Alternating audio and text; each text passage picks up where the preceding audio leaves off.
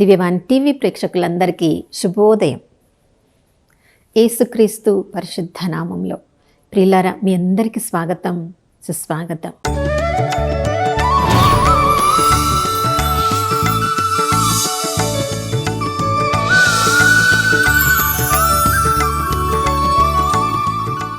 గడిచిన దినమంతా కాచి కాపాడిన దేవునికి మనసారా వందనాలు తెలియచేద్దాం.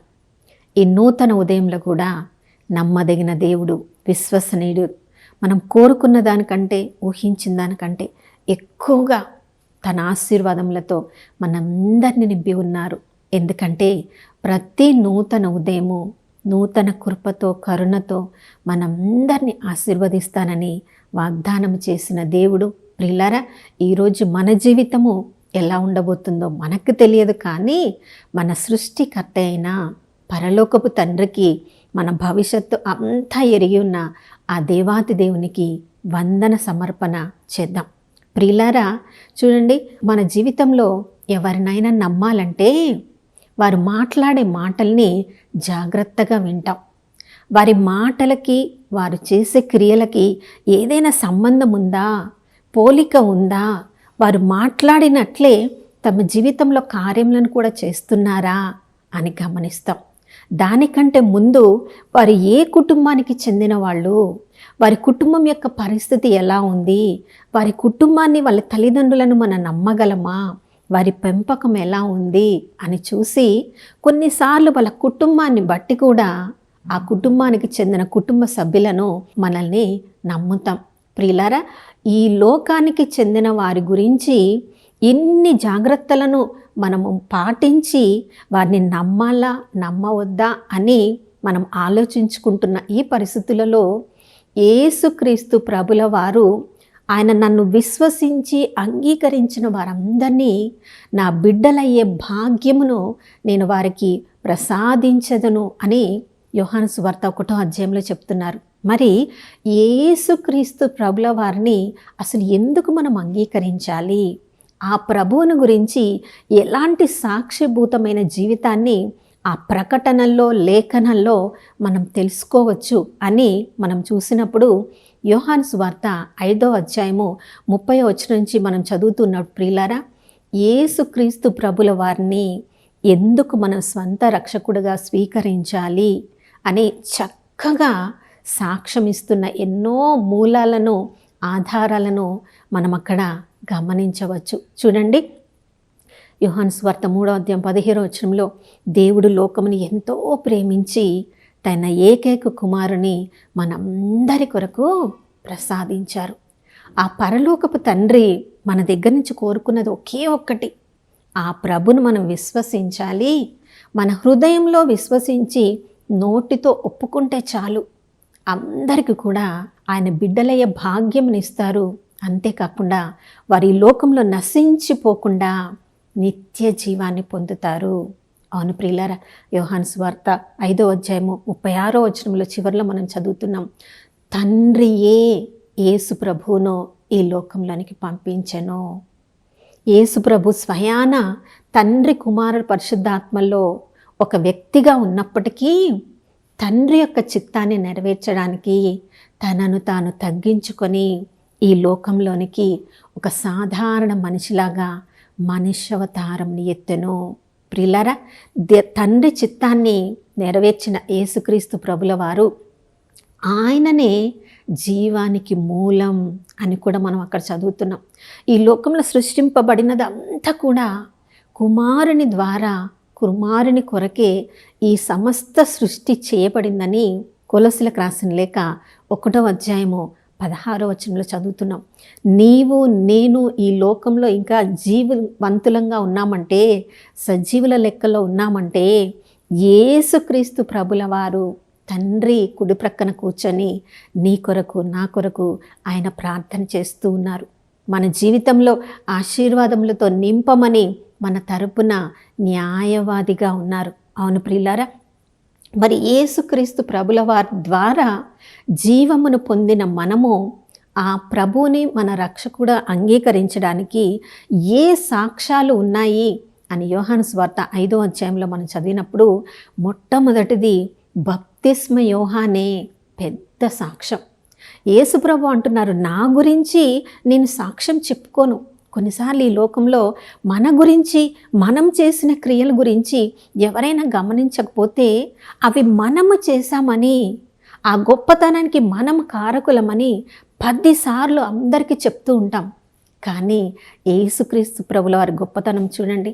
నా గురించి నేను గొప్పగా సాక్ష్యం చెప్పుకోవడం కాదు, కానీ నాకంటే ముందుగా జన్మించిన, నా కొరకు మార్గమును సరళము చేయడానికి ఎలుగెత్తే స్వరముగా ఈ లోకంలో జన్మించిన బప్తిస్మ యోహానే మీకు ఒక గొప్ప సాక్ష్యం అంటున్నాడు.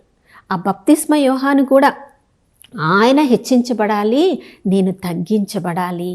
ఆ ప్రభువుని ఈ లోకంలో చూపించడానికే నేను ఈ లోకంలో జన్మింపబడ్డాను అని చెప్తున్నాడు. చూడండి, బప్తిస్మం పొందడానికి యేసుక్రీస్తు ప్రభుల వారు యోర్దాను నది దగ్గరికి, బప్తిస్మ యోహాను దగ్గరికి వస్తున్నప్పుడు, ఆ ప్రభువు దగ్గరికి వస్తున్నప్పుడే పరిశుద్ధాత్మ ప్రభావం వలన యేసుక్రీస్తు ప్రభుల వారిని చూసి, ఇదిగో దేవుని గొర్రెపిల్ల, లోక రక్షకుడిగా జన్మించిన ఈయననే లోక పాపముల కొరకు గొర్రెపిల్లగా వధింపబడబోతున్నాడని సాక్ష్యం చెప్పారు. ప్రియులారా, చూడండి, మన మనుషుల మాటలు మనం ఈ లోకంలో వింటాం.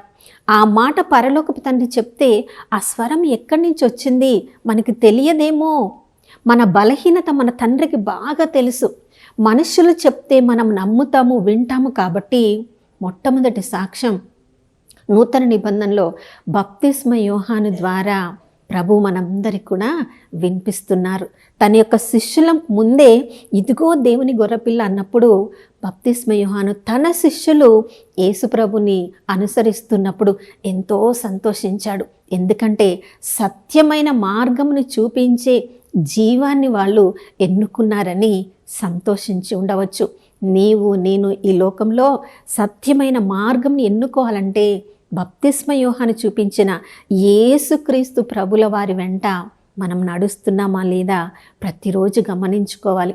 ప్రియులారా, రెండవది, నికోదేము యేసుక్రీస్తు ప్రభుల వారి దగ్గరికి వచ్చినప్పుడు ఆయనే చెప్తున్నాడు, నువ్వు తండ్రి దగ్గర నుంచి వచ్చావని నేను బాగా నమ్ముతున్నాను. ఎందుకంటే నీవు చేసే కార్యాలు ఒక మనుషులుగా ఈ లోకంలో ఎవ్వరు కూడా చేయలేరు. తండ్రి దగ్గర నుంచి వచ్చిన వాళ్ళు మాత్రమే నీవు చేసే కార్యాలు చెయ్యగలరు అని సాక్ష్యమిస్తున్నాడు. నికోదేము ధర్మశాస్త్ర బోధకుడు, పరిసయుడు, బాగా జ్ఞానం ఉన్నవాడు. ప్రియులారా, చూడండి, మనకంటే ఎక్కువ చదువుకున్న వాళ్ళు, మనకంటే ఎక్కువ జ్ఞానం ఉన్నవాళ్ళు దేని గురించైనా చెప్తే అది మనం వింటాం, దాన్ని నమ్ముతాం, అది నిజమని మనం దాన్ని స్వీకరిస్తాం.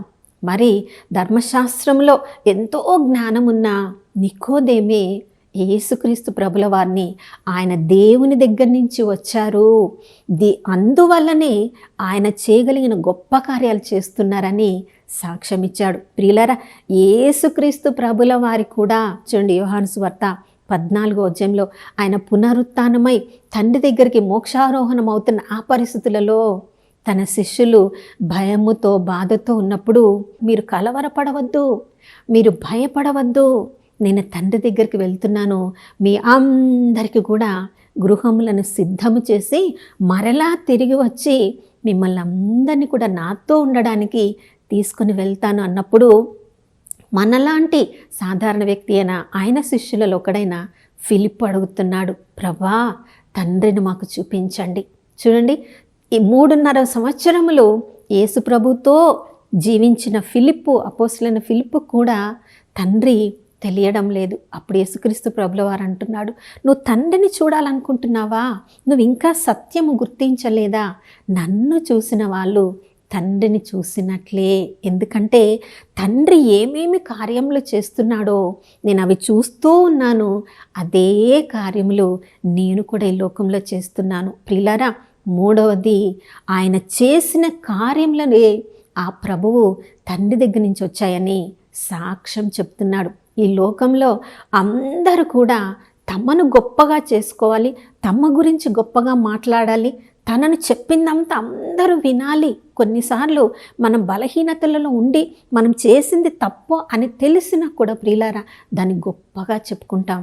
కానీ యేసుక్రీస్తు ప్రభుల వారు ఎన్నెన్నో స్వస్థతలు చేశారు, ఎన్నెన్నో అద్భుతాలు చేశారు. ఎన్నెన్నో లోకంలో ఈ కార్యములు ఎంతోమందికి ఆయన మంచిని చేశారు. అందుకని అపోస్తలుడైన యోహాను అంటున్నారు, ఆయన చేసిన కార్యములన్నీ కూడా ఈ లోకంలో లిఖిత రూపంలో ఉండాలంటే ఈ ప్రపంచమంతటి ఏ పుస్తకములు కూడా సరిపోవు. కానీ కొన్ని క్రియలు మనం విశ్వసించడానికి ఆయన చేసిన అద్భుతములు, ఆశ్చర్య కార్యములు బైబిల్ గ్రంథంలో లిఖించబడ్డాయి. ప్రభు అంటున్నారు, నేను చేసిన క్రియలను చూసి అయినా నేను తండ్రి దగ్గర నుంచి వచ్చానని, ఆ తండ్రి నా ద్వారా ఈ లోకంలోనికి రక్షకుడిగా నన్ను ఈ లోకంలోనికి పంపించారని మీరు విశ్వసించండి. నేను చేసిన కార్యములే సాక్ష్యము అని చెప్తున్నారు. అవును ప్రియులారా, మరి యేసుప్రభు మన జీవితంలో ఈ రోజు వరకు మనం సజీవుల లెక్కలో ఉన్నామంటే ఎంతో గొప్ప కార్యములు చేశారు కాబట్టి ఈ రోజు వరకు మనము సజీవులుగా ఉన్నాం. మనలో ఉన్న బలహీనతలను, మనలో ఉన్న పాపాలను, మనలో ఉన్న శాపాలను మనం గమనించి ఉన్నట్లయితే ఆయన పరిశుద్ధుడు కాబట్టి మనల్ని ఎప్పుడో ఈ లోకంలో నుంచి మనల్ని తీసివేసి ఉండవచ్చు. కానీ ఆయన కరుణ, జాలి, దయగలిగిన దేవుడు కాబట్టి తన పరిశుద్ధ రక్తాన్ని మనకి అందుబాటులో పెట్టి ఏ క్షణములోనైనా మనం పాప పశ్చాత్తాపడతామో ఆయన కరుణ, జాలిగల దేవుడని, ఆయన కరుణను మనము స్వీకరిస్తాము, విశ్వసిస్తామని చెప్పి ఆయన మన కొరకు ఎదురు చూస్తూ ఉన్నారు. నా ప్రియ సహోదరుడ, సహోదరి, ఈ లోకంలో ఎంతోమంది ఎన్నో కార్యాలను చెప్పినప్పుడు మనం చూడడానికి, ఈ లోకంలో మనం విశ్వసించడానికి రెడీగా ఉంటాం. కానీ నా గొర్రెలు నా స్వరమును వినును అని మన పట్ల నమ్మదగినగా ఉన్న దేవుడు, మనం కూడా ప్రభువుని నమ్ముతామని, ఆయనను విశ్వసిస్తామని, ఆయనను స్వీకరిస్తామని, ఆయనను సాక్ష్యంగా స్వీకరించిన మనము మన జీవితంలో ఆయన పట్ల మనం కూడా సాక్ష్యంగా ఉంటామని ప్రభు కోరుకుంటూ ఉన్నారు. చూడండి, ప్రభు పునరుత్థానమైన తర్వాత కూడా పునరుత్థానమైన ప్రభువుని చూసిన అపోస్తలు దానికి మేము సాక్షులము అని వారి యొక్క ప్రాంతాలను, వారి కుటుంబాలను వదిలి ప్రపంచమంతటా వెళ్ళి సాక్ష్యం పలుకుతున్నారు. ఆ సాక్ష్యాన్ని విన్న, విశ్వసించిన, అంగీకరించిన మనము ఇప్పుడు మన బాధ్యత, మనము లోకమంతటా వెళ్ళి ఆ ప్రభు సాక్ష్యాన్ని అందరితో పంచుకోవాలి. దానికి మన జీవితమే ఒక సాక్షిభూతంగా ఉండాలి. అటువంటి కృపతో మనందరినీ ఆశీర్వదించమని ప్రార్థించుకుందాం. నాతో కలిసి ప్రార్థించండి. పరిశుద్ధుడైన దేవానికి స్తోత్రములు తండ్రి. సర్వ సృష్టి కూడా ప్రభా అయ్యా నీ వలన, నీ కొరకు సృజింపబడిందని మేము నమ్ముతున్నాం ప్రభా. మమ్మల్ని కూడా మీ కొరకు సృజించుకున్నారు. మీ జీవం వలన ఈరోజు మేము సజీవుల లెక్కలో ఉన్నాం ప్రభా. అయ్యా వాక్యాన్ని, లేఖనాలన్నీ కూడా ప్రభా అయ్యా నీవు తండ్రి దగ్గర నుంచి వచ్చావని, తండ్రి చిత్తాన్ని నెరవేర్చడానికే ఈ లోకంలో జన్మించావు, జీవించావు, మరణించావు, పునరుత్థానమయ్యావని లేఖనాలు సాక్ష్యం చెప్తూ ఉన్నాయి ప్రభా. లేఖనముల సారాంశాన్ని నాయన స్వీకరించిన మేము ప్రభా మా జీవితాలకి దాన్ని అన్వయించుకొని మా జీవితం ద్వారా ఇతరులకు నాయన నీ నామానికి సాక్ష్యంగా ఉండడానికి, మా జీవితమే నాయన ఒక సాక్ష్యంగా మారడానికి మమ్మల్ని మలచండి, మార్చండి, నూతనీకరించండి. నాయన నూతన సత్యములతో ప్రతిరోజు నింపమని యేసయ్య పరిశుద్ధ నామంలో అడిగి వేడుకొనిచున్నాం తండ్రి, ఆమేన్. ప్రియులారా, ప్రతిరోజు మన జీవితం ఎలా ఉండాలంటే పునరుత్థానమైన ప్రభువుని చూసిన మరియ మగ్దలేనమ్మ పరిగెత్తి లోకమంతటా వెళ్ళి ఆయన జీవిస్తూ ఉన్నారు అని చెప్పింది. అవును ప్రియులారా, దర్శన గ్రంథం 1:18 మనం చదువుతున్నాం. ఆయన మృత్యుంజయుడు, మృత్యువును ఆయన జయించారు అని ఈరోజు అంతా కూడా మన జీవితం ద్వారా సాక్ష్యం చెప్దాం. మరొక నూతన శుభోదయంలో మనం అందరం కలుసుకునే వరకు దివ్యవాణి టీవీని వీక్షిస్తూ ఉందాం. ఇమ్మానుయేలు, దేవుడు మనతో ఉన్నారు.